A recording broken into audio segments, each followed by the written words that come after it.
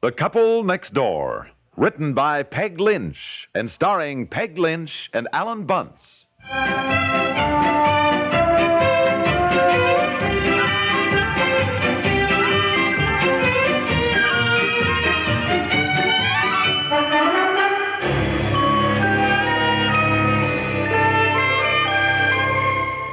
What are you doing? I'm reading. Boy, look at the stack of magazines. They pile up on me month after month. I'll never get caught up. Well, Christmas week hardly seems the time to catch up on your reading, dear. Aunt Effie and Betsy and I are in the dining room wrapping presents. I've got all the ribbons and the paper out. Aren't there any you have to wrap? Oh, sure, but my presents are for all of you, so I'll wait till you're through. All right, you better do it tonight. We'll have to decorate the house and get the tree up tomorrow. Yeah, okay. Oh, I can't seem to find a box just the right size for these mittens. Didn't they come in a box? Oh, no, the ones I knitted. Oh, for Uncle Bob.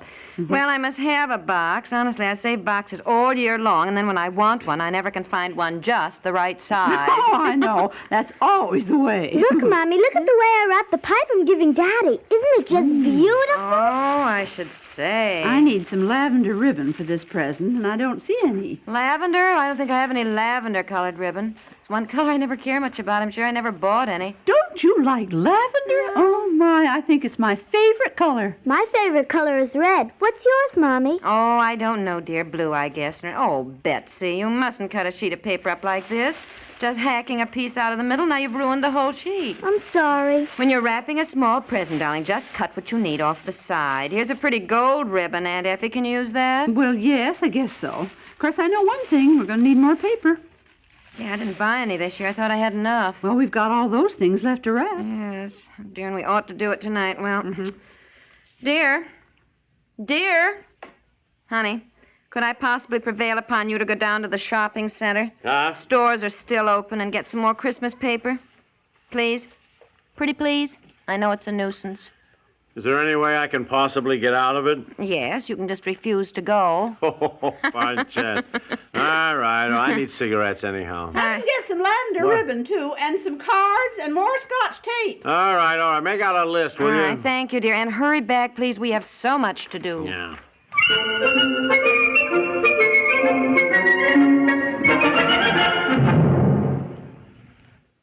You know, with the single exception of Santa Claus, we can't think of anyone we'd rather sing the holiday carols with than Bing Crosby.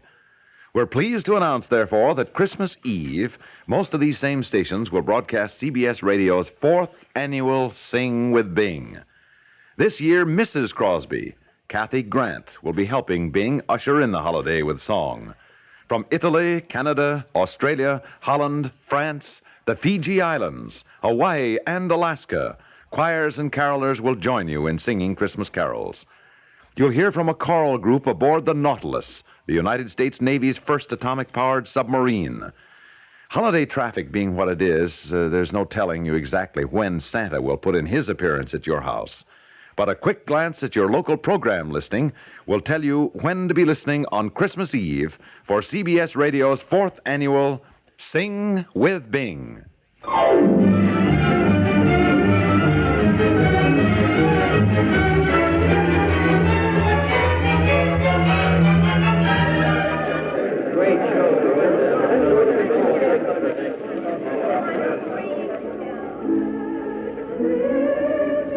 Excuse me, can I get through? I'm awfully sorry. I'm sorry, but... Oh, that's all right.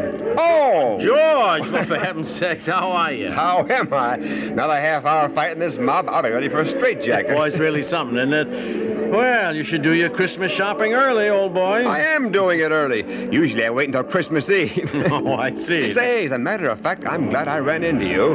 I bought a sweater for Myra, and I don't want to take it home. Oh? Well, I don't know where to hide it. You know, Myra's like a kid at Christmas time. She pokes her nose into every closet trying to find her presents, and then she shakes them and she rattles them trying to guess what they are. Yeah, I know. Well, look, give it to me. I'll put it on the shelf in our coat closet at home. You can pick it up whenever you want to. Oh, good. I'll drive over Christmas Eve. Huh? Yeah, all right, fine. Yeah, I'll be glad to And do it. take good care of it. It cost a fortune. One of those sweaters with the French rhinestones on it or some such thing, and a fur collar. You know what that darn thing cost me? Don't tell me. $55. You're kidding. $55. For a sweater? Yeah. Well, she's wanted it for ages, so I blew the works. Oh, boy. Well, all right. Give it here. I'll take good care of it. Look, Don't it worry. isn't gift wrapped or anything. Have you got some paper or stuff at your place? I could wrap it up when I pick it up on Christmas Eve. Sure. Don't worry about it. Hey, well, I better step on it before the store's closed. Now I've got to find a little something for her stocking present. Yeah. How about perfume? That's always good. Yeah, I guess so. Well, thanks a lot. See you Christmas Eve. Okay, George. Excuse me. Do you mind? May I go through? Well, I'm awfully sorry, but I've got to get through.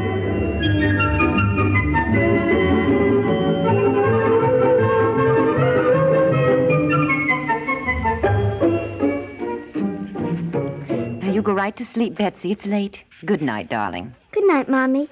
Is it 2 whole days yet before Christmas? Yes, I'm afraid so, darling. I don't see how I can wait. It seems like 1,000,000 years between Christmases, doesn't it? No, to you, I guess it does, dear. Now, you go to sleep. I'll try. Good night, Mommy. Good night, darling. Aunt Effie! Aunt Effie, don't you think we ought to wrap up that fishing rod before he gets back and hide it somewhere? He is back. Oh, dear, I didn't hear the car. Where is he? Do you think he heard me? Well, I guess not. He's in his den with the door closed, and he has the radio on. Oh, honestly. You try to keep something a secret, and then you blurt it out when you shouldn't. No, but I don't think he heard you. Well, did he get more paper and ribbons? Yes, I guess so. There's some sacks here on the dining room table. I was in the kitchen making us some hot chocolate when he came in. Oh, fine. Oh, yes, he got plenty more. Think I should wrap up the fishing rod now? Do it tomorrow when he's not home. Where have you got it? In the front closet, in the back. Oh, I wouldn't keep it there, for goodness sakes. Well, I didn't know where to put it. A fishing rod's so hard to hide. Well, why not upstairs under Betsy's bed? Oh, yes, that's a good idea. Well, come on, help me. I'll get it out. You watch the door of his den, in case he comes out. All right, hurry up, and I'll get it upstairs. Just a minute. So many coats in here. Well, my goodness, what is this? Hurry up, Aunt Effie. What is what? It must have fallen off the shelf, and something fell out of it. Just a minute.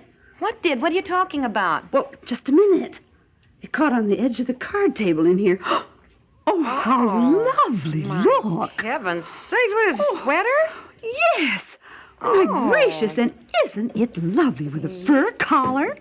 Oh. Isn't this funny? He must have hidden your present in here, too, right where you hid his. Oh, no, that can't be for me. Where did you find it? Well, it had fallen down. He must have thrown the box way on the back shelf, and it slid off, and the box came open, and the sweater slid down. Oh, it is simply beautiful. Oh, yeah. Oh, but he gave me a jeweled sweater for my birthday. Nothing as fancy as this and without a fur collar. He certainly wouldn't give me another. And not that color, anyhow. Why, I mentioned just this evening I never wear lavender. Never. I mean, my gracious. It must be for me, of course. And he heard me say I love lavender. Well, oh, isn't that sweet of him, really? Well, he must have bought it tonight. Now, look, I'll put it back in the box and put it on the shelf again. And for goodness sakes, don't tell him we found it, will you? well, no. And on Christmas morning, when I open it, I'll be so surprised. Yes. He is a Dickens, isn't he? Oh, well, I'm just speechless. Well, you better get it back in the box before he walks out. Yes. And I think what would be a good idea, I'll take this hot chocolate into him while you take the fishing rod upstairs. Then there's no danger of his catching us, you know. That's fine. Oh, I just can't imagine his buying this for me. He is just really the sweetest person. Yeah, well, I'll take this hot chocolate into him and get the fishing rod upstairs under Betsy's bed, Aunt Effie. Yes, I will. Oh, I'm so excited. Oh, wait a minute. Don't come in. Wait, hold on just a sec. Yeah. Oh, okay. Brought you some hot chocolate. Oh, wonderful. Thanks. Wrapping up some presents. For me? Yeah, could be. Dear, remember what we said about not being extravagant this year? Yeah, I know. I remember. Mm-hmm. Well, why did you go and buy that sweater for Aunt Effie? Why, I already bought her a good-looking suitcase. You knew that. And that was expensive enough, and it's from both of us. Where is she ever going to wear a fancy evening sweater like that? What are you talking about? That lavender sweater. What lavender sweater? I don't know what you're Well, you talking... must have thrown the box on the shelf and it slid off and came open. Well, really, dear, I know you love to do things like this. Give people lavish things they never expected. But Aunt Effie isn't even the type to wear anything so fancy. All those rhinestones, that fur collar, where will she wear it? I didn't know what you were talking... For Aunt Effie? That's not for Aunt Effie, for heaven's sakes. It's what George is giving Myra. I bumped into him tonight and he wanted me to hide it for him. He's picking it up on Christmas Eve. Why would I buy anything like that for Aunt Effie? What's the matter? Well, she thinks you did. What? Well, it's lavender and the color she likes. I didn't even know what color it was, for heaven's sakes. Really? What are we going to do? Look, that sweater costs $55 if you want to know. You better say something to Aunt Effie right now. $55? Yeah, $55. Oh. Well, we'll have to say something to her. Goodness, I don't know how to do it. Should have heard her. Now, look, in a few minutes, you come out and say very casually, "Oh, by the way, there's a sweater on the closet shelf. George is giving Myra, and I brought it home and put it up," and so forth. Aunt Effie will look very funny for a minute, but anyhow, she will know. Oh, honey, then, why can't you tell her? I hate to come out and say that after she thinks I bought it for her. I mean... Well, I can't tell her, dear. I can't tell her. But something has to be said and said now. Now, in about 5 minutes, you come out and say, "Oh, by the way..." All right, boy. How can things get so involved out of nothing?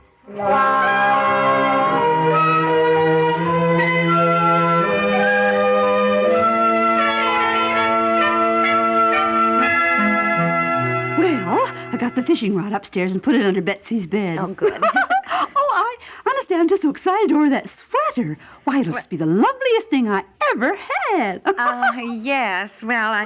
Honey! Oh, yes, dear. I'm in the dining room wrapping presents. Oh, say, by the way, I forgot to tell you when I came home there's a sweater on the closet shelf. I didn't hear you. You should have told him I was here with you, but I didn't hear a thing. Aunt Effie, wait a minute, dear. No, I'm going upstairs a minute. I didn't hear a thing. What the... Well, don't look at me. She thinks you let the cat out of the bag and didn't intend to. For Pete's sakes, I said what you told me to say. I know. Well, you heard her. Well, she just got through telling me that the sweater will be the loveliest thing she's ever had. She's been so excited about it. Well, I suppose we'll have to get her one. $55? Yeah. Oh, honey. And to say nothing of trying to find one just like it and in lavender and 2 days before Christmas when there's a million things... Well, you'll just have to do the best you can. Do the best I can? Dear, I'm making cookies all day tomorrow. You'll have to shop for it. Me? Yes, you. Me? You will, dear. Boy, wait till I see George. Now, don't blame George. Look, At Christmas, these things happen. Yeah. Now, see what I'll do. I'll make a list. I'll make a list of the stores that might have it. And you'll just have to make the rounds, dear. Oh. Now, the sweater counters are always jammed, so I suggest you leave early in the morning. Oh, boy. Well, Aunt Effie will be happy anyhow.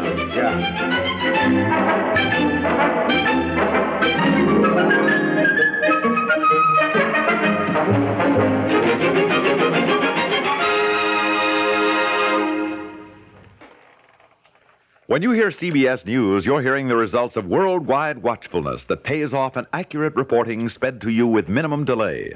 CBS News has reporters in every corner of the world. Newsmen stationed in each strategic news capital of the world are ready to fly, often at a moment's notice, to remote points where history is being made. Their portable equipment often brings out the voices of the newsmakers so that you hear more than the reports. You hear first-hand comment by those directly involved. By telephone report, by wire, by shortwave pickup, CBS News gets its stories from its own eyewitness observers, and you get them within minutes of their receipt in this country. By keeping your radio tuned to CBS Radio, you not only get your favorite entertainment, but the regular news programs of the nation's best reporters, plus special bulletins whenever they're called for by CBS News. Make the stars address your listening post on the nation's most listened-to programs, and for the nation's most listened-to news reports as well.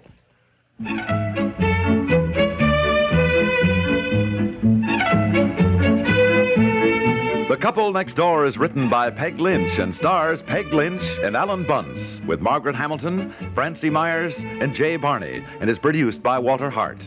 This is Stuart Metz, inviting you to join us again tomorrow for The Couple Next Door.